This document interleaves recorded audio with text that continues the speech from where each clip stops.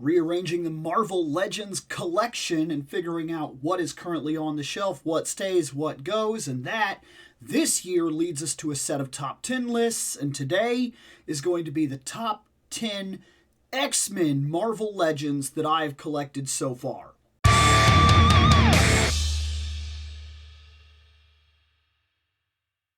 So, like last time, a small bit of rules in place. First off, this should go without saying. This is my list. It's not your list. My choices will more than likely be different from your choices, and that's fine. I'm not giving anything definitive. I'm telling you that in my experience, these are the ones that have stood out to me. So, following that up, there's another one. I have to own the figure, and I have to have already unboxed it. This means that things like Weapon X, which has not been unboxed, he has not been voted on in the show, so we have not opened him. He cannot appear on this list. Would he have made it? I don't know. Hard to say, in all honesty. Maybe after I worked with him for a little while, he'd have been really cool and he'd have really caught my attention. I'm not 100% sure about that. But that is the rule as it stands. I have to own it. It has to have been unboxed. If you would like to see some of these unboxed, we do lives on Monday, and you can vote, and then we'll open it up and talk about the figures. So, let's see the top 10 X-Men I have collected thus far. So if we're coming off the last list, like if you saw the last video, the last list, which was just the Marvel Legends, we do have a bit of a retread here because, well, quite frankly, they made the top 10 list. They're gonna make this one too. Yes, the Gamerverse Wolverine is currently my favorite Wolverine on the shelf. That puts him on this top 10 list. There is no honorable mention. We're jumping right in. It starts with Wolverine. It's just an unbelievably fantastic figure. We talked a lot about him in the last one. Just to put a little more on it, just in case you didn't watch that one, this is a fantastic figure. After giving time with this figure and playing with it, the other Wolverine who was my favorite, which for a long time had been the 97 Wolverine, this guy he just beats him. Like, there's something about him being not quite perfect. So, like, the 97 Wolverine seems more on point in terms of matching the artwork to the series that he was on. And he looks more like just a standard Marvel Legend. But this is different. He's a little deformed. His face is super angry. He has like the big jaw and the glaring teeth. His claws are super long. His musculature is bigger and kind of deformed compared to like the other figures that you put him around. Like he just really fits. And he can get into these poses that really help. And the dynamic of him, like the flared boots and the flared top, it just speaks, man. This is the best Wolverine on the shelf right now, and he deserves to be in the top 10. Continuing on, Jean Grey. We talked about this. This figure is fantastic. She checks all the boxes. She's on the new female Buck. She looks terrific. The hair has this amazing dynamic spread that's going on. This is the only thing that I can complain about in terms of this figure is this. I almost wish this would have actually been cloth. It comes with the Firebird, and it's a form of translucent orange that allows for light to actually go through the base, which can absolutely lead to some of the best pictures you could really simple, fantastic pictures. This is just a figure. It's a cut above the rest. It absolutely is 100%. Guys, there are very few figures on the shelf that come close to matching what she is. Like, the body is absolutely top-notch. The design is top-notch. The face is very, very good. At the price range that we're talking about, I don't think you're going to find better. At the price range you're talking about, Marvel Legends knocked it out of the park here. I would be shocked if you could spend the same amount and get a better Jean. This is the best Phoenix that I've ever seen. Hands down. Next on the list, we're talking about the big boy Juggernaut. Here he is, right here. Look, guys. We also talked about him in the last video. There is some overlap, some very real overlap in this episode. But a lot of X-Men made it into my best Marvel Legends, so it's just inevitable. I talked a lot about him. This guy makes the original one redundant. Like, maybe that's one you prefer. I'm not going to say you're wrong. A lot of this is subjective. But, like, after putting him in my hands, I immediately boxed up the old one. Like, there's just no point. This guy is where it's at. The only real complaint I have is that he came with an effect that's, like, okay at best. This is fine. Yes, you could put it on his hand. Yes, he can punch. Yes, that is cool. But you know what we wanted. And I don't know what it would have cost to have got it, but we should have had something that could have clicked onto the helmet here and done something like that. Because that would have made sense. Look, this is Gamer vs. Juggernaut. You should have been able to create that charge. And I'm not saying that you can't do it with this for the most part. You can kind of make it work if you really play with it, but like, it is not what we wanted. You know the effect that we wanted. We wanted an effect comparative to what they did with the Captain America shield, and it's not what we got. But we did get the best Juggernaut of the line, hands down. With those out of the way, we move on to nothing but new... No, wait, that's incorrect. Let me change that. We got one more to cover before we move on. Psylocke. We talked a lot about her already. She is unbelievable. She literally sets a mainline standard right now for how these female figures should be. And once again, I've always got to tag that back and say that for what it's worth, it is without a doubt the Black Widow that really pushed it to the forefront and created the new female Buck. But like, she's fantastic. She is easily one of the best figures that Marvel Legends has ever done. And she deserves it, man. She deserves it. Like, they deserve to be applauded for this one. In fact, I would argue, crazily enough, that the worst thing about her is that she came with Thanos. Like, that's the worst thing about her, and that is crazy. This is unbelievable. From the effects, to the stances that she can take, to the design that they went with, to the face sculpt that they used, everything about her is just so spot on. She's so unbelievably good. This is one of the best Marvel Legends ever made. Now let's move to all the stuff we haven't talked about. So, as I was about to say before, now let's go to the stuff we haven't talked about. Colossus. This is the Colossus, specifically from the Juggernaut Colossus 2-pack wave, the 2-pack box that came out. This is my choice Colossus. This is him. This is what I picture every time I think about Colossus. I think about the plates, and I think about this costume. This is my ideal Colossus. And yes, he is an older figure. Not just in terms of, well, he is. Just in general. He has pins. He has the limited articulation from the time that he came from. Still very good articulation for what it's worth, but he's not working with the double elbows or anything like that.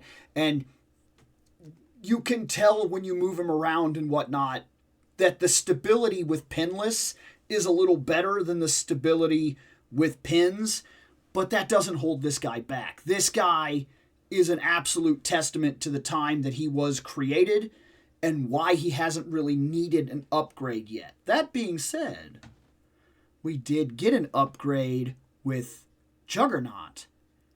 and it paid massive dividends. So, like, I'm just saying.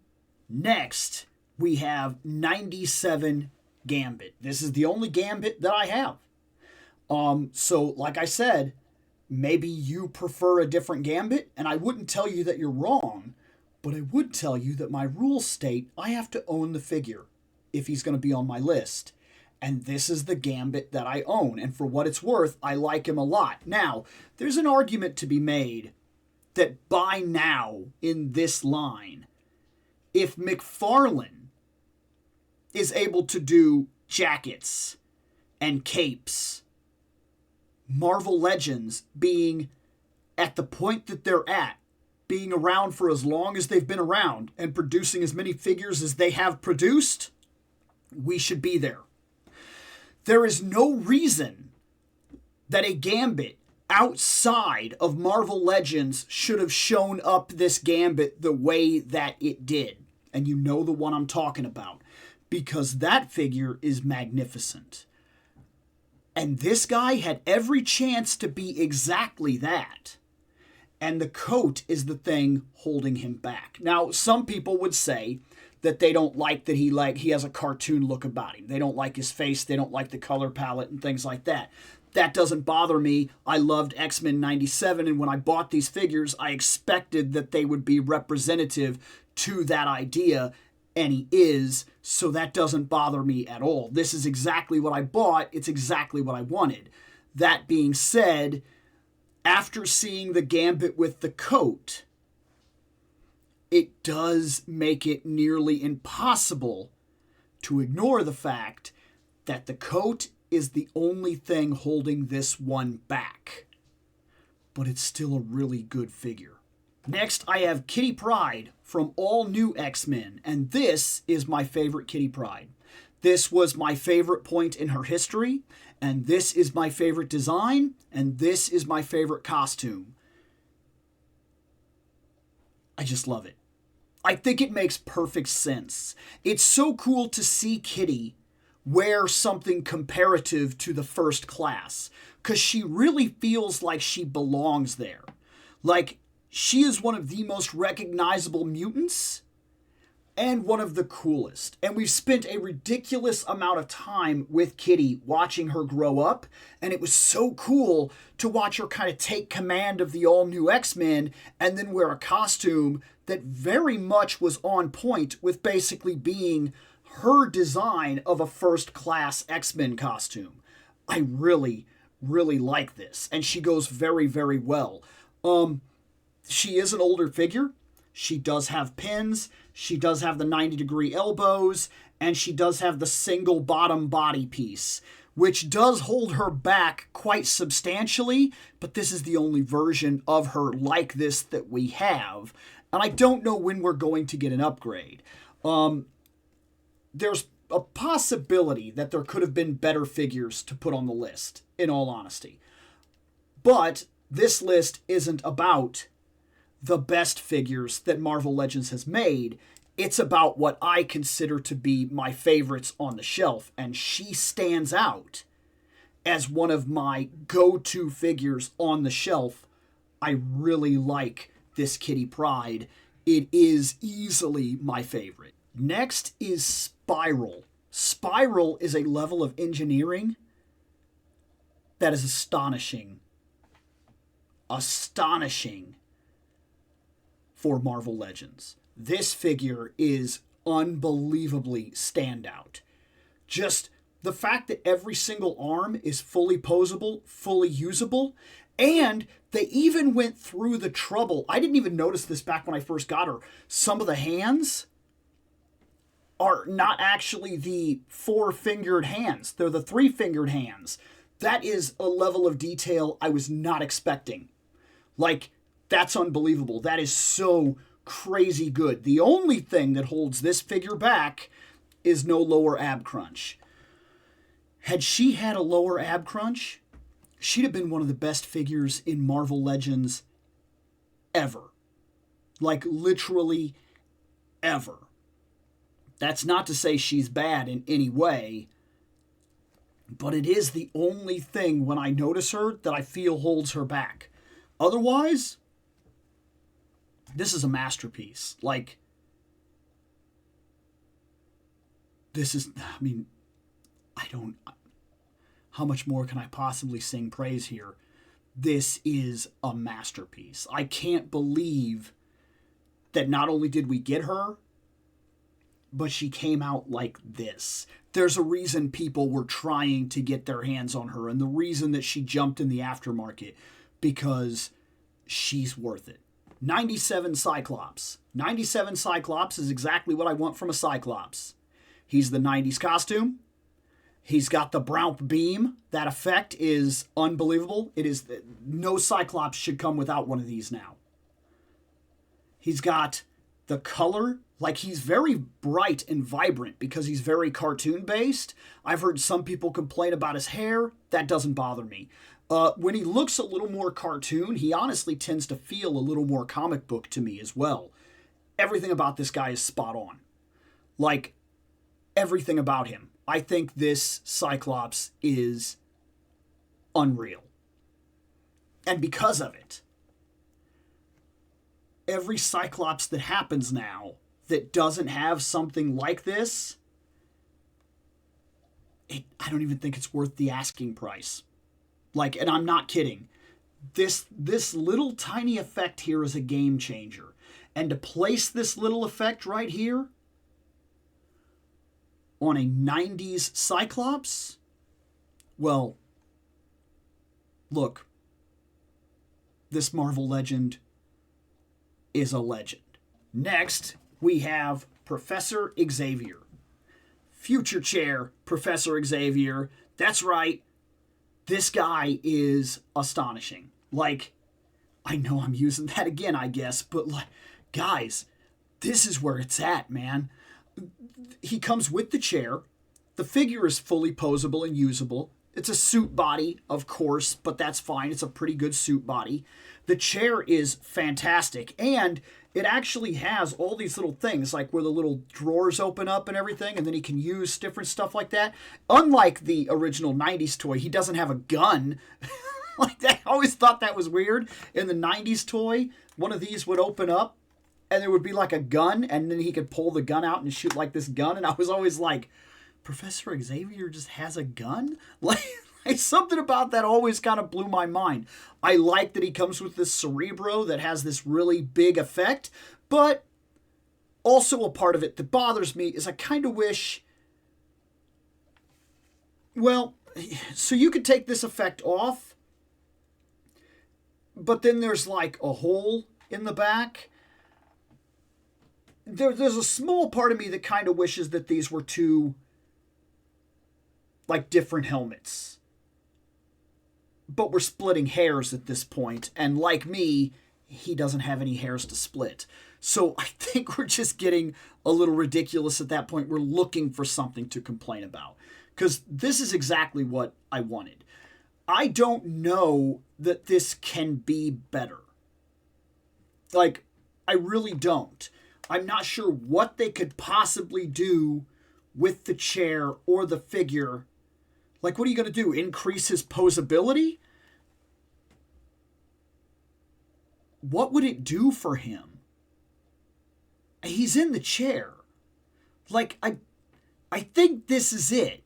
I think this is pretty much the pinnacle, and everything after that comes out, even if it's arguably a better figure, better how?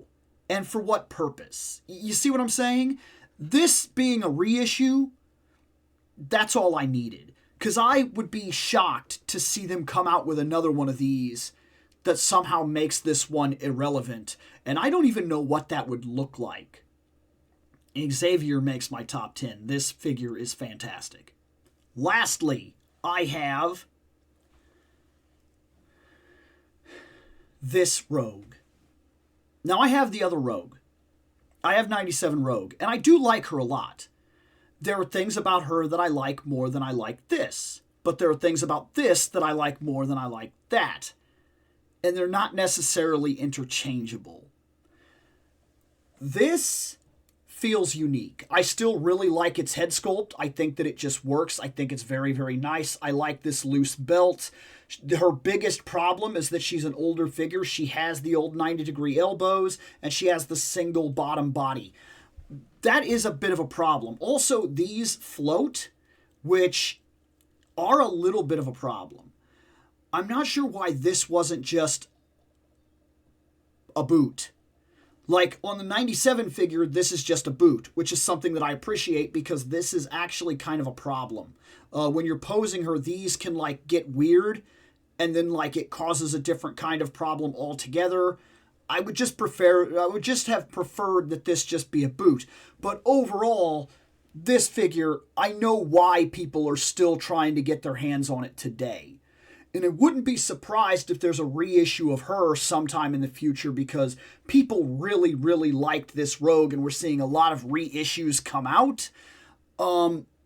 This feels like something that a lot of people, even today, are still kind of gunning for. So I think they're kind of leaving money on the table with this one.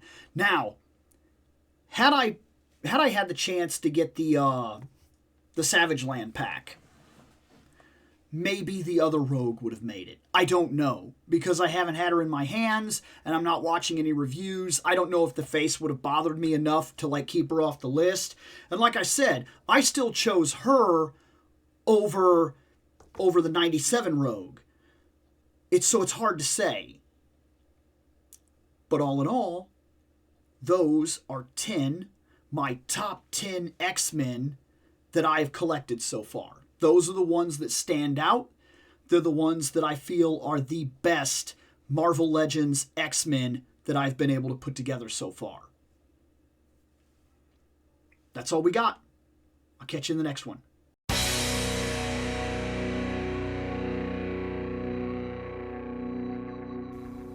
I have spoken.